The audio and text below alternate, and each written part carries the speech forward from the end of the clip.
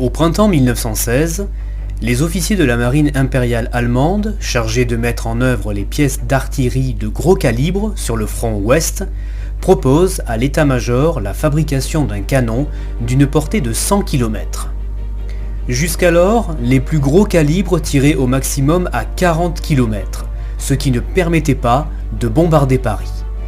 Atteindre la capitale française présentait évidemment un intérêt psychologique pour terroriser les populations et montrer la supériorité technique de l'Allemagne. Lors de leur ultime offensive de la Grande Guerre, les Allemands bombardent Paris avec 3 canons géants situés dans la forêt de Saint-Gobain à 140 km au nord de la capitale.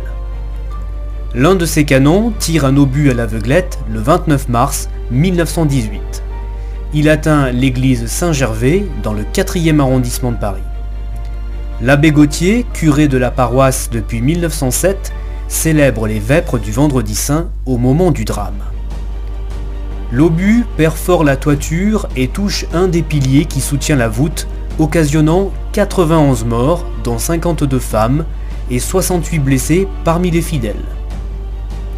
L'éboulement creuse un tel trou dans le sol de l'église que les ossements de sépulture font surface.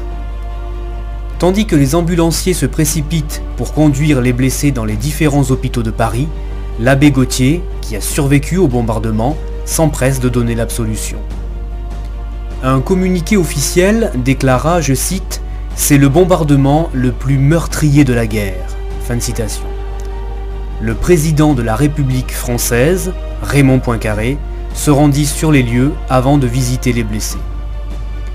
Un an après le drame, un monument commémoratif est édifié dans une chapelle de la nef sud de l'église en mémoire des victimes du bombardement. La restauration complète du monument sera achevée 3 ans plus tard.